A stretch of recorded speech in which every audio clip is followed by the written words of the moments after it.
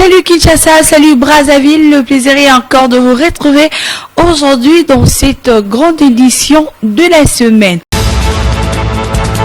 À la une d'aujourd'hui, la première ministre Judith Suminwa a lancé le travaux des constructions de la route Mwanda-Yema dans la province du Congo central. La durée des exécutions de travaux est de 2 ans afin de rendre fluide la nationale numéro 11 qui se connecte la vieille côtière de Mwanda en République démocratique du Congo et celle de Yema en Angola. Regardez.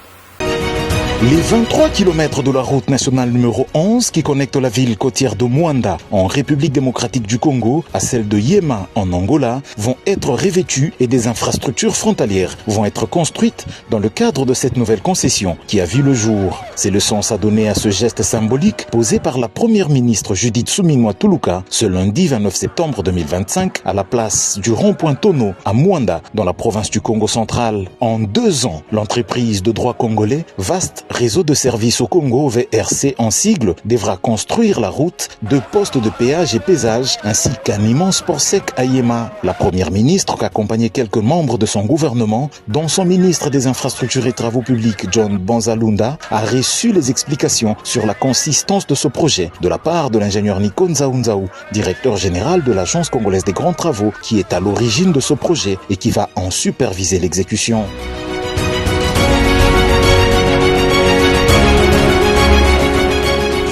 Après son arrivée à Mwanda, la première ministre a été conduite sur l'immense et porteur chantier du port en eau profonde de Banana, où elle a notamment assisté au dragage du fond marin au moyen d'un bateau dragueur. L'opération vise à ramener ce fond marin à 12 mètres de profondeur avant qu'un autre navire beaucoup plus grand ne vienne le repousser à 18 mètres pour l'accueil des gros bateaux. Sur la route du littoral de Banana, Judith Suminwa et sa suite ont reçu les détails de la bataille que mène l'Agence congolaise des grands travaux contre l'érosion côtière grâce à un financement du concessionnaire Sopeco. Un mur de soutènement en béton armé haut de 6 mètres qui repose sur un enrochement profond de 2,5 mètres avec une base large de 70 cm est mis en œuvre par ici.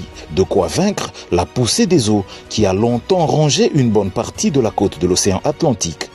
Le gouvernement provincial de Kinshasa a procédé ce dimanche 28 septembre à la démolition de plusieurs constructions jugées anarchiques à l'intendance de l'université de Kinshasa. Bars, restaurants et maisons commerciales ont été rasés, suscitant la colère de vendeurs privés de revenus. Les autorités justifient cette opération par la nécessité d'assainir l'espace public et de restaurer l'ordre urbanistique dans la capitale.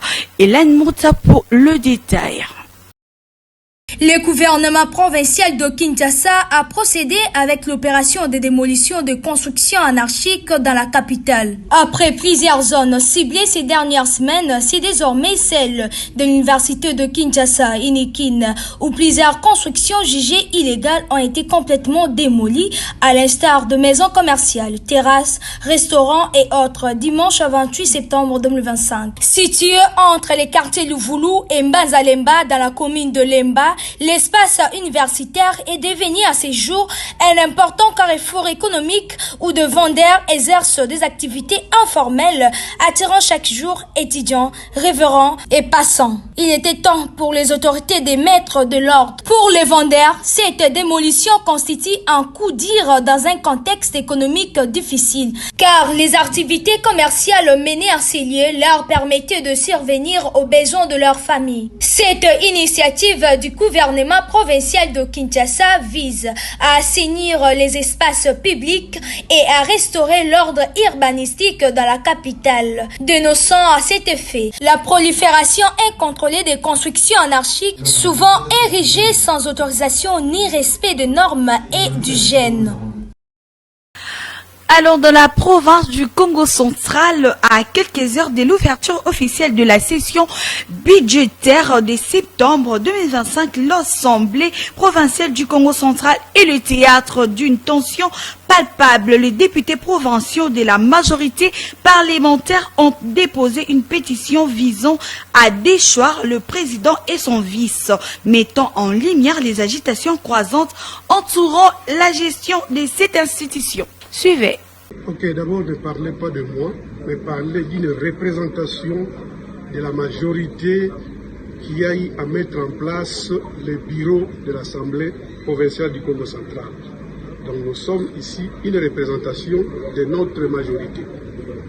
Eh bien, nous allons donc vous dire que c'est nous qui avons mis le bureau en place. Et nous venons aujourd'hui dénoncer les désordres du bureau. Nous avons remarqué que plusieurs membres du bureau se contentent à des intérêts privés et ça dérange notre institution. C'est comme ça que nous avons résolu en tant que majorité qui a mis les bureaux en place. Ces bureaux est notre émanation. Nous avons décidé de déchoir tous les bureaux. C'est comme ça que nous vous présentons notre accusé de réception. Nous avons déposé notre mémo, nous avons déposé notre motion, notre pétition à charge de tous les bureaux. Donc nous vous renseignons aujourd'hui que tous les bureaux sont mis de côté. Voilà un peu la position que nous vous présentons aujourd'hui par rapport à cette rentrée. Parce que bien avant, à la veille de la rentrée, vous avez appris par-ci, par-là, plusieurs turbulences.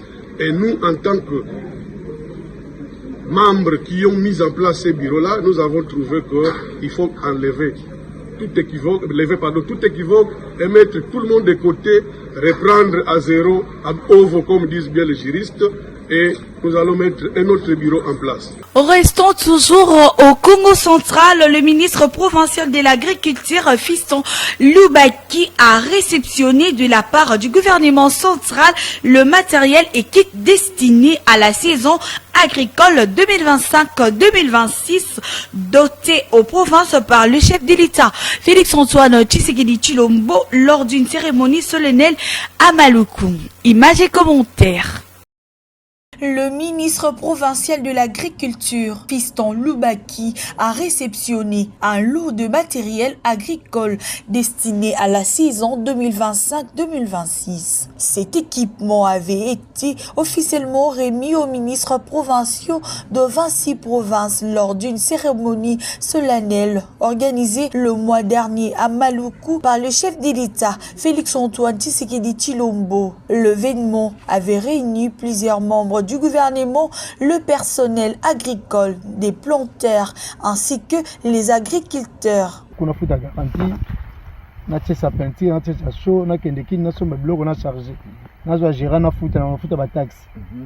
puis tu vas nous ça la bénéfice. D'un mot plein de là. Tu sais pas quoi dans $1000 il dit il va investir $1000. Mais coût à terrain, ramunion soit la rentabilité nion sur travailler, coût à production. C'est le qu'on te calculer en moto. Parce que même dans la production, on a un mot bateau, bazole mbako ko sala. Parce que là on a 90 hectares tout ça. Mais coût à 90 hectares, on a faut être capable avec la comptabilité agricole. Oui, bah, déceler, oui, bah, avec 90 hectares, bon, bien que tout ça par bloc, mais bloc haut, tu consommes au moins $4500. Destiné à soutenir la campagne agricole en cours, ces matériels viennent répondre aux attentes du monde rural et visent à renforcer la lutte contre l'insécurité alimentaire. La saison agricole 2025-2026 est porteuse d'espoir au regard de moyens matériels et financiers. Mobilisé par le gouvernement, a fait savoir le ministre provincial qui s'est réjoui du soutien apporté au secteur. Au Congo central comme dans plusieurs autres provinces, paysans, planteurs et agro-multiplicateurs expriment leur satisfaction et félicitent le président de la République pour la concrétisation de sa vision, faire de la République démocratique du Congo une véritable puissance agricole. Traversons au Congo-Brazza où le président congolais Denis Sassou Nguesso est rentré à Brazzaville après un séjour de 2 jours aux États-Unis marqué par plusieurs rencontres officielles et échanges diplomatiques. Les condensés de son séjour dans cet élément de la presse présidentielle de la République du Congo. Il est 19h05 heure de New York et 24h05 à Brazzaville. Lorsque l'avion transportant le président de la République du Congo s'est posé le samedi 20 septembre 2025 sur le tarmac de l'aéroport international John Fitzgerald Kennedy.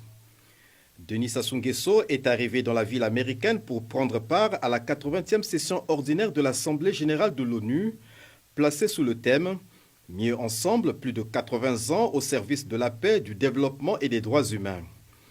Événement coïncidant avec un autre, à savoir le 80e anniversaire de l'Organisation des Nations Unies, instrument considéré par le ministre Jean-Claude Gakosso comme l'expression de l'humanisme dans une histoire mondiale jonchée aussi d'obscurantisme. Arrivé donc à New York, Denis Sassou Nguesso a pris ses quartiers à Manhattan, l'un des plus grands centres économiques, financiers et culturels du monde, le cœur de la Big Apple, la grosse pomme, l'un des surnoms de la ville de New York, utilisé par les New-Yorkais. Siège des Nations Unies à New York, aux États-Unis d'Amérique, mardi 23 septembre 2025. La 80e session ordinaire de l'Assemblée générale de l'ONU, démarrée le 9 septembre dernier, a inauguré un autre tournant avec l'ouverture du débat général, temps fort de ces assises au cours duquel les États, à travers leurs dirigeants, ont l'opportunité de prendre la parole devant l'ensemble de la communauté internationale. Au nombre de ces dirigeants, il y a le Congolais Denis Sassou Nguesso qui, en dépit des impondérables, a tenu à honorer le grand rendez-vous de la diplomatie internationale. Cette année, les travaux de la 80e session ordinaire de l'Assemblée générale de l'ONU sont dirigés par Annalena Baerbock, ministre allemand des Affaires étrangères. Dans son intervention, elle a donné le temps, le rythme et la cadence du débat général, appelant d'une part à honorer les principes fondateurs des Nations Unies, à savoir la paix, la sécurité et les droits de l'homme, et d'autre part exhortant au sursaut collectif en faveur du multilatéralisme. Sursaut collectif, dit-elle, grâce auquel la communauté internationale sera en mesure de relever les défis et de réaliser les objectifs escomptés. Avant Annalena Baerbock, le secrétaire général de l'ONU a planté le décor de cette session ordinaire. Pour Antonio Guterres, le débat général intervient dans un contexte mondial marqué par une multitude de défis qui remettent en question la pertinence des Nations Unies et de la coopération internationale, tout en ajoutant qu'il est l'occasion de réaffirmer l'attachement à la primauté du droit international et à la centralité du multilatéralisme. Quel monde voulons-nous bâtir ensemble ? Excellence. La tâche est immense, alors même que nos moyens d'agir, eux, fondent comme neige au soleil. C'est une ère de bouleversement dangereux et de souffrance humaine incessante. Regardez autour de vous. Les principes des Nations Unies que vous avez établis sont assiégés. Écoutez. Les piliers de la paix et du progrès vacillent sous le poids de l'impunité, des inégalités et de l'indifférence. Les deux premiers présidents de la République à prendre la parole à l'ouverture de ce débat général ont été Luiz Inácio Lula da Silva du Brésil et Donald Trump des États-Unis d'Amérique. Le premier a notamment rappelé que le Brésil accueillera fin 2025 la COP30, se disant convaincu que seul le multilatéralisme permet de surmonter l'urgence climatique. Et le second, avec ironie, a déclaré, je cite, « Les deux choses que j'ai reçues des Nations Unies, c'est un mauvais escalator et un mauvais prompteur. » Fin de citation. Mercredi 24 septembre 2025, suite du débat général au siège des Nations Unies. Parmi les intervenants du jour, Denis Sassou Nguesso, président de la République du Congo, qui est monté à la tribune des Nations Unies à 18h32 heure de New York et 23h32 à Brazzaville. L'instant est solennel, l'homme est reconnu pour ses interventions éclairées, combinant magistralement finesse, rigueur et vérité. Cette prise de parole s'est articulée autour des thématiques à la fois vitales et cruciales. Les premières parmi toutes sont la paix, la sécurité et la solidarité internationale. Des idéaux de l'organisation créée en 1945 à la fin des deux guerres mondiales et aujourd'hui galvaudés par la résurgence des conflits armés, a regretté le président de la République. Face à cet échec de notre promesse collective, a-t-il ajouté, la réaffirmation de la primauté du droit s'avère indispensable. C'est dans cette logique que s'inscrit la République du Congo devant les situations qui plongent le monde dans un enlisement quasi destructeur et chaotique. Acteur épris de paix et de justice, qui œuvre pour l'amitié entre tous les peuples du monde, le Congo soutient la coexistence pacifique, la tolérance réciproque et la compréhension mutuelle. C'est pourquoi, au Moyen-Orient, la ministre des Affaires foncières, Onej Gentile, a reçu les conclusions de travaux menés par les experts de ces secteurs. Ces rapports marquent une étape cruciale dans la modernisation du système de gestion de terres en République démocratique du Congo. Suivez.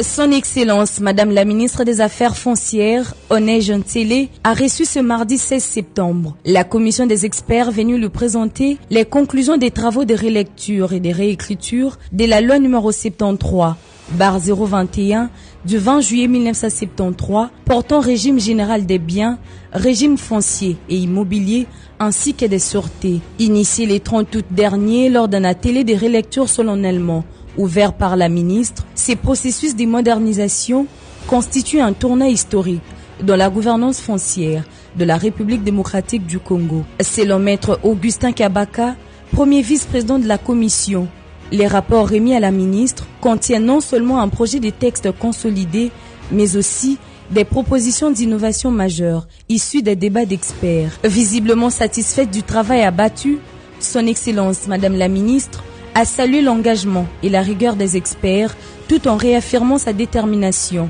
à aller vite. Elle s'est fixée comme priorité, en arrivant à la tête de ce ministère, d'apporter des réformes sur la loi foncière pour éviter tout ce que le peuple congolais est en train de décrier dans le secteur foncier. Par ailleurs, la ministre des Affaires foncières a donné quelques recommandations à la commission des experts qui va les intégrer dans la version finale de l'avant-projet de loi. Cette réforme, portée par la vision et la volonté politique du président de la République, Son Excellence Félix Antoine Tshisekedi Tshilombo, illustre l'engagement du gouvernement à doter les pays d'outils juridiques adaptés pour sécuriser les investissements, protéger les droits des communautés locales et lutter contre les pratiques frauduleuses. À l'occasion de la fin du mois dédié à la paix, la MONUSCO, en partenariat avec Pamoja Peace, a réuni plusieurs structures de jeunesse autour d'un atelier de formation et d'une conférence débat axée sur la résolution 2250 du Conseil de sécurité des Nations Unies, portant sur le rôle central de jeunes dans la consolidation de la paix. Dalia Bilema et Darwin Moumete. C'est dans la salle Town Hall de la MONUSCO qu'a eu lieu un atelier de formation et une conférence débat autour de la résolution 2550 du Conseil de sécurité des Nations Unies, de la culture de la paix, ainsi que l'impact de la désinformation et des discours de haine sur la paix et les droits humains. Cette activité s'inscrivait dans les cadres de la clôture de la Journée internationale de la paix, célébrée sous les thèmes « Agissons pour un monde pacifique », soulignant le rôle central que les jeunes doivent jouer dans le processus de consolidation des paix. Héritier Condé Niembo, coordonnateur national des Pamoja Peace, est revenu sur le rôle que joue cette structure dans la promotion d'une paix durable. Awachek Fayen, chargée des informations à la MONUSCO, a quant à elle présenté un récapitulatif des actions menées durant le mois de paix, notamment l'exposition photo Regards croisés et la conférence débat qui en a marqué la clôture. Quelques participants à l'événement ont partagé leurs impressions et salué l'engagement des organisateurs. Il s'agit de mettre les femmes en avant, observer tout ce que les femmes ont la possibilité de réaliser, surtout sur la cybersécurité, comment la femme peut être protégée. Rappelons-le que, dans un contexte où le conflit et les divisions fragilisent encore la cohésion nationale, ces types d'initiatives rappellent avec force que la paix n'est pas un slogan, mais un travail collectif de tous et surtout de la jeunesse. Parlons nécrologie. Dans cette édition, le gouverneur de la Banque centrale, André Wamiso, a rendu ce lundi 29 septembre 2025 les derniers hommages à son cousin Blanchard Narcisse Kimwene, décédé depuis quelques jours à Kinshasa. La levée du corps a eu lieu à l'hôpital du Cinquantenaire. La messe et le recueillement à la paroisse Saint-Augustin d'Elemba avant son inhumation au cimetière Kimberley. Les détails de ces reportages avec Cédric Kalema.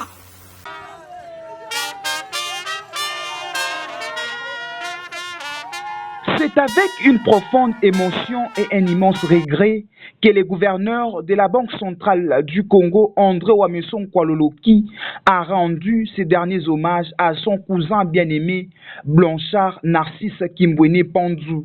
Les cérémonies funéraires ont débuté par une veillée mortuaire organisée le dimanche 28 septembre 2025 dans la salle cristal de la Foire internationale de Kinshasa, où la famille, les proches, les amis et connaissances ainsi que autres personnalités se sont réunis pour honorer la mémoire du défunt. La levée du corps a eu lieu le lundi 29 septembre 2025 à la morgue de l'hôpital du Cinquantenaire, suivi d'une messe dite à la paroisse Saint-Augustin de Lemba en la mémoire de Narcisse Kimbwene Panzu. Le gouverneur de la Banque centrale du Congo, André Wameso, a déposé sa gerbe de fleurs en hommage à son bien-aimé cousin, un geste empreint d'émotion.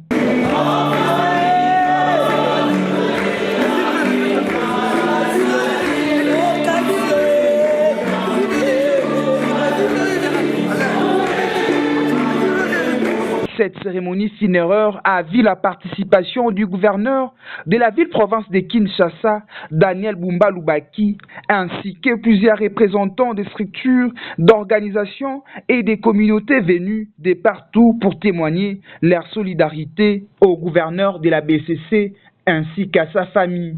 Comme le dit si bien un adage, c'est dans la douleur qu'on reconnaît les vrais amis. On a pu remarquer la présence de Peggy Ntsassa, directeur général de Yusra Télévision, communicateur privé du chef de l'État et collaborateur proche d'André Wameso, accompagné d'autres communicateurs venus exprimer leur soutien au gouverneur Wameso. À la fin des dépôts de gerbes de fleurs, les mots de circonstance a été dit par les fils du défunt.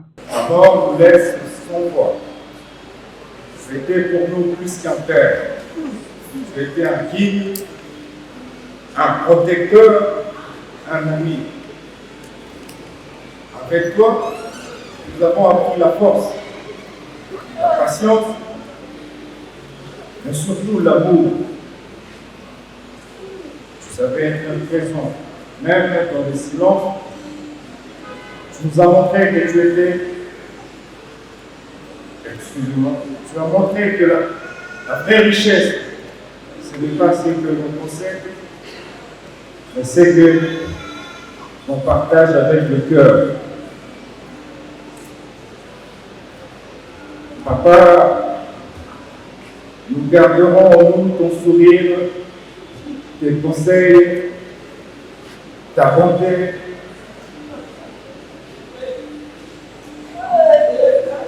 Tu es parti trop tôt, papa.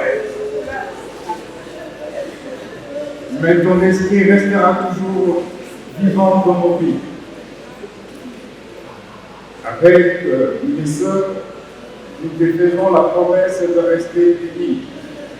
À l'issue de toutes ces cérémonies funéraires, les cortèges funèbres s'est dirigé vers les cimetières de Kimberley dans la province du Congo central, où Narcisse Kimbwene Panzu a été inhumé dans la dignité.